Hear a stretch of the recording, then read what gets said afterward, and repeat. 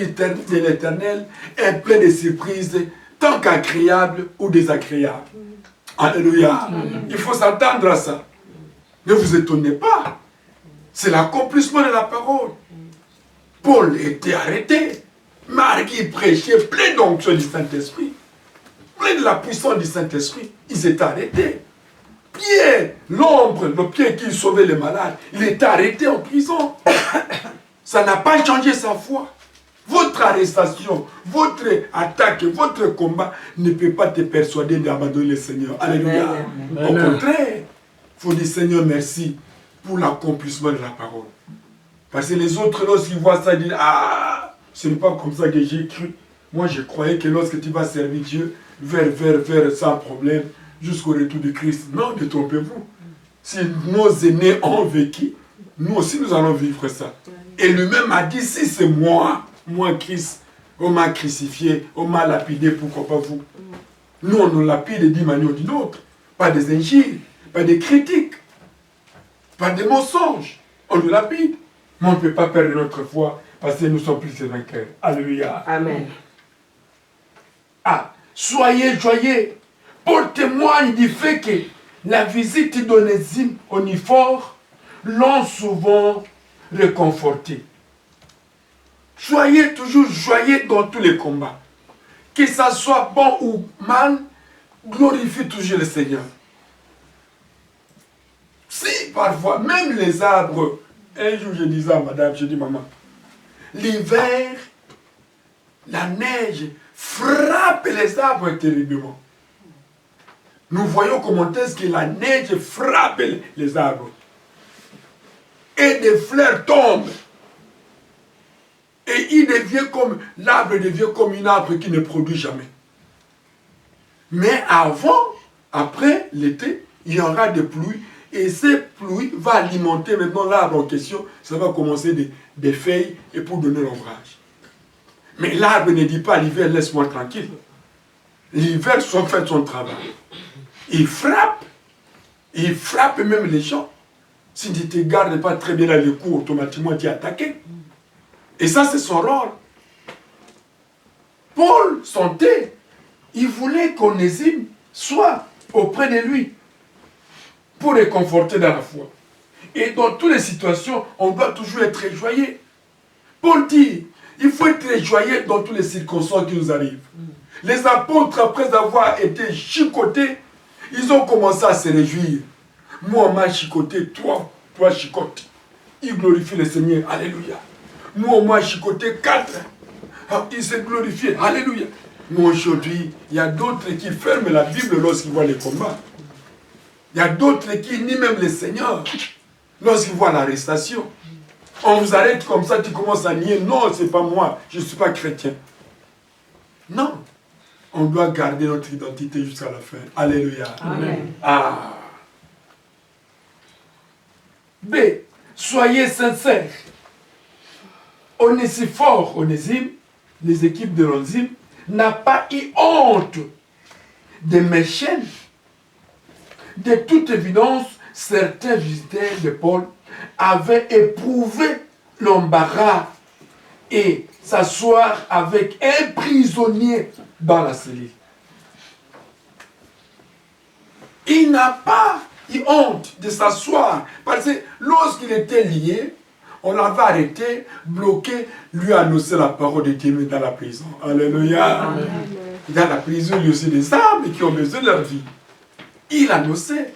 Et d'autres étaient assis, écoutaient Paul parler, jusqu'à ce qu'il était libéré. Même si on t'arrête, prêche l'évangile. Il y aura quelqu'un que Dieu peut toucher en disant non, cet homme il est innocent, libère-lui. Vous le bloquez pour rien. Comme on avait bloqué Jésus-Christ. Je ne vois rien de coupable face à cet homme. Libérez-lui. Dieu est capable de faire n'importe quoi pour votre liberté. Alléluia. Amen. Même dans les combats. Amen. Même dans les moments difficiles. Un jour, au pays, j'ai prêché l'évangile à Gambela. Au retour, j'avais oublié des pièces d'identité. La carte verte là, qui a beaucoup de pagination. Et je me suis retrouvé avec, à cette époque, je ne sais pas si c'est les cadres ou je ne sais pas quoi, j'ai oublié. Et ils m'ont appréhendé. Oh, monsieur, venez ici. Ah, c'était le père. Père, son rôle, c'est d'arrêter les militaires. Mais le rôle de Paul, c'est bouleversé d'arrêter les citoyens. Ça, c'est très grave. Entre les guillemets. J'ai dit non, j'ai oublié la carte à la maison. Ah, vous êtes dans l'arrestation. J'ai dit non, je ne refuse pas. Venez, je suis parti. On va t'amener au cachot. Moi, j'étais là. Et l'autre est aussi là. J'ai dit au Père, je suis serviteur de l'Éternel. Cela ne dépend que de vous. Si vous pouvez me libérer pour aller prier l'Éternel et rentrer à la maison. Je sais que je suis coupable. Mais cela ne dépend que de vous-même. Si vous voulez me relâcher, gloire à Dieu. Si vous voulez me bloquer jusqu'au cachot, gloire à Dieu. Mais moi, je vous demande de me libérer pour d'aller faire l'œuvre de l'Éternel. Ils se sont concertés, ils étaient à deux. L'autre a appelé, l'autre vient. Moi, j'étais là avec mon frère et l'autre ami, et qu'on l'avait arrêté ailleurs. Il a dit non, ça c'est un chrétien. On doit le laisser. J'écoutais comment ils se disputaient. Moi, j'ai fait semblant comme je ne peux pas entrer dans leurs histoires. Et l'autre est venu. Vous avez dit la vérité. Franchement, vous êtes un enfant de Dieu. Nous vous libérons. L'autre a laissé la grâce à cause de moi. Alléluia. C'est ça. Donc n'hésitez pas de dire la vérité, même si vous êtes dans les cachots. Même si on vous bloque, même ici, on vous arrête par la police. Et que tu te trouves que tu es innocent, il faut parler. Ne gardez pas silence. Ils vont croire que tu es dans les mêmes engrenages. Pourtant, tu es innocent. Alléluia. Amen. Et on m'a libéré. Je suis parti. Il faut être toujours sincère. Paul était sincère. C'est pourquoi dans 16, on nous a dit ici, dans ma première défense, personne ne m'a assisté, mais tous m'ont abandonné. Que cela ne soit point imputé. Que cela ne vous impute pas. Que ce ne soit pas dans votre tour aussi. Parce que moi, j'ai été abandonné. Et c'est vrai. Un jour, les militaires ont voulu tester l'homme de Dieu. Ils ont entré dans l'église avec des larmes. Il y a eu de la panique. Tous, ils ont pris fuite. Même l'interprète a pris fuite. Même le membre de l'église, scandale, les bons se cassaient pour fuir. Et l'homme de Dieu est resté seul, dans la chair. Et l'autre ministère a dit, mais pourquoi tu n'as pas fui? Il a dit, non, pourquoi fuir là-bas si je suis dans la vérité? Je sais que même si je meurs aujourd'hui, le Seigneur va m'accueillir. Ah! Les militaires ont déposé les armes. Ils ont dû prier pour nous. Les pasteurs ont commencé à prier pour les militaires. Les fidèles ont disparu. Ils ont pris l'église. Et après, à fin des comptes, ils ont salué l'homme de Dieu en disant que vous êtes un vrai serviteur de l'Éternel. Vous n'avez pas de brebis. Regarde, les bons sont vides. Tout le monde vous enfuit. Vous êtes serviteur.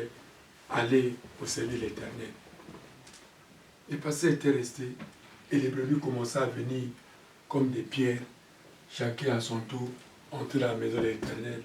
Les pasteurs bougeaient la tête en disant, ah, mais dans la souffrance, on ne va pas abandonner, mais j'étais seul avec le Seigneur. Alléluia. Alléluia. Amen. Je sais que ça fait mal, mais désolé. C'est soyez persévérants.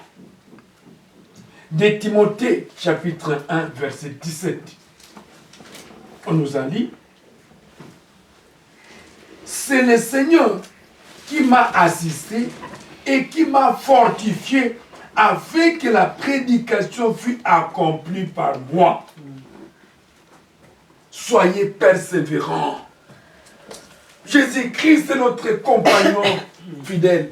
Mais nous devons être persévérants dans son œuvre. La Bible dit, celui qui persévérera jusqu'à la fin. Il n'a pas dit que celui qui va persévérer jusqu'à Denis, ou quelque part, ou avant la fin, mais il a dit jusqu'à la fin. Notre persévérance est jusqu'à la fin. C'est en ce moment nous serons sauvés. Mais on ne peut pas se persévérer en moitié. Non, c'est difficile. Il a persévéré de prêcher l'évangile. Et Christ l'a assisté. Bien aimé. Jésus-Christ n'a jamais fait honte à son évangile. Pendant ces temps du ministère que j'ai vécu, Christ n'a jamais fait honte à ses serviteurs à cause de l'évangile. Si vous êtes dans la droiture, personne ne pourra vous persévérer. Personne ne pourra vous persécuter. Si vous marchez dans la droiture, vous prêchez l'évangile, personne ne pourra vous persécuter ou vous intercaler. Ils vont vous laisser la place. Il a persévéré dans la parole jusqu'à ce que la prédication était accomplie et que tous les païens l'ont entendu. Et j'ai été délivré de la guerre des lions. On voulait l'arrêter, mais en écoutant l'évangile, on dit non, cet homme dit la vérité. Alléluia. C'est ça. On doit persévérer parce qu'il est notre compagnon fidèle. Ce n'est pas dans les combats que tu fouilles le Seigneur. Ce n'est pas dans la persécution que tu fouilles le Seigneur. Qui va rester éternellement ici? Personne. Personne, franchement. Mais Dieu ne peut pas permettre que ses enfants puissent mourir d'une mort de honte. Non. Il va te permettre que tu puisses mourir avec honneur. Ça dit, tu pries, mais dans la prière, il récupère ton âme. Parfois, après la prière, tu te reposes, tu reçois la révélation que le Seigneur vient te prendre. Je connais maman Sengo. Il y avait une maman compris avec lui à Bongolo, à 35, au pays. Il était arrivé à l'âge de 122 ans.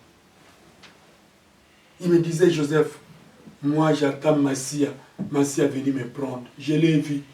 Et Jésus-Christ les visitait comme ça. Et le jour qu'il devrait partir, il m'a dit, il m'a appelé, Joseph, Massia m'a visité et il m'a donné le jour que je vais vous laisser. Moi, je voyais que c'était de la blague. Oh, c'était réel. Et ce jour-là, il était parti au marché Gambela. Il a acheté. Le soir, il a préparé, il a mangé. Elle s'est vêtue, elle s'est maquillée. Comme c'était une femme qui part à la fête. Et s'est allongée dans une chaise. En disant, j'attends Massia pour venir me prendre. Et ce soir, le Seigneur est venu le prendre. Il était endormi comme ça. On n'avait pas pleuré. On a dit oui, il nous parlait. Alléluia. C'est ça. Dieu veut prendre son serviteur avec l'honneur. Mais son fils avec honneur, ce n'est pas avec tribulation. Non. Les Pauls ont reçu les chicottes, mais ils n'étaient pas morts avec dans les chicottes. On les a libérés pour annoncer la bonne nouvelle. Mais ils étaient toujours persévérants. Alléluia. Quels que soient les combats, soyez toujours persévérants dans l'œuvre du Seigneur. Quelles que soient les difficultés, persévérez toujours. Il y a une minute que Dieu peut changer les données. Alléluia. Soyez préparés. Ah. Remarquez comme Paul dit qu'après que le Seigneur l'ait assisté, il avait été fortifié pour poursuivre ses tâches apostoliques. Lorsque Dieu l'avait assisté, ne dort pas Timothée. Dieu l'a fortifié et il a poursuivi sa tâche apostolique jusqu'à la fin. Il n'a pas tenu compte de la chicotte, il n'a pas tenu compte de la prison, il n'a pas tenu compte de l'arrestation, mais il a poursuivi son ministère apostolique jusqu'à la fin de sa mort. Oui. Voilà un vrai apôtre. Beaucoup se tapent des noms des apôtres, mais il est cantonné dans une seule église. Il est là, apôtre, apôtre. Mais il n'a pas ouvert notre église. Il est toujours apôtre, apôtre dans une église. Et un apôtre ne reste pas ensemble, ne reste pas sur place. C'est quelqu'un qui déplace pour bâtir les églises, et former les serviteurs et faire sortir les serviteurs dans son ministère. Des autres confondent les apôtres. On les voit, on voit des aventuriers ici qui se nomment apôtres. Vous êtes apôtre, oui, mais tu as bâti combien d'églises? Tu es apôtre, oui, mais tu as formé combien de serviteurs? Tu es apôtre, oui, dans ton ministère, combien de pasteurs qui sont sortis? Combien des évangélistes? Combien des enseignants qui sont sortis? Alléluia. Alléluia. Amen. Que les vivants disent Amen. Amen. Amen. Comment? Amen. Nous sommes libres de dire Amen quand même. C'est pourquoi Paul dit, même si pour vous, je ne suis pas apôtre, mais pour eux, ce sont les fruits de mon apostolat. On a vécu une séance de jouissance avec mes fruits, les fruits de mon apostolat ici à la maison. Le docteur Gilles était là, le pasteur Raoul était là, les partenaires Jacques était là. Maman les a vus, c'était une ambiance totale. On a des photos, sauf que vous n'étiez pas là parce que c'était les plans, les programmes étaient confinés. Voilà les fruits de mon apostolat. Et j'étais très content. Chacun donnait son témoignage. Il dit, donnez à maman. Maman, lorsqu'on a commencé, on gênait comme ça. Maman a vu des problèmes. Elle a reçu des gros bébés qui ont grandi. Alléluia. Et les a équipés très bien. Tout le monde est sorti de cette maison. Dit, ah, maman, non. Maman, non. Le pasteur Raoul est rentré. Le docteur Gilles est arrivé aujourd'hui. Hier soir, il a pris l'avion, il est rentré au pays. Je l'ai fait marcher dans Tour Eiffel partout. Il a dit, papa, si vous n'étiez pas ici, quelle serait ma vie? Et les partenaires Zakis qui venaient de Lyon. Ah, il a dit, papa, depuis que vous êtes venu, je suis très content de vous voir. Et mais comment vous êtes marié sans m'inviter, papa? Pourquoi? J'ai dit, mon fils, c'était une surprise. Alléluia. Amen. Les fruits de mon apostolat. C'est un apôtre. Amen. Je peux frapper la poitrine, oui. J'ai bâti les églises. J'ai formé des serviteurs. J'ai fait sortir des pasteurs, des docteurs. Voilà un apôtre. Il n'a pas cessé de persévérer dans son champ missionnaire. Malgré les chicottes, malgré l'arrestation, malgré la prison, il a continué son œuvre. Ne vous découragez pas, même si vous êtes persécutés au-delà de vos pensées. Même si vous êtes attaqués, ne vous découragez pas. Jésus-Christ vous tiendra. Alléluia. Un compagnon fidèle. Amen. Qui n'abandonne jamais ses serviteurs. Alléluia. Amen. 2 Timothée 1,18. Ingénieur. Grâce. 2 Timothée 4,19. 2 Timothée 1,18. Jeune de Jésus-Christ. Amen. 2 Timothée 1,18. Que le Seigneur lui donne d'obtenir miséricorde auprès du Seigneur en ce jour-là. Tu sais mieux que personne combien de services il m'a rendu à Éphèse. Amen. Que Dieu te bénisse. Grâce. 2 Timothée 4,19.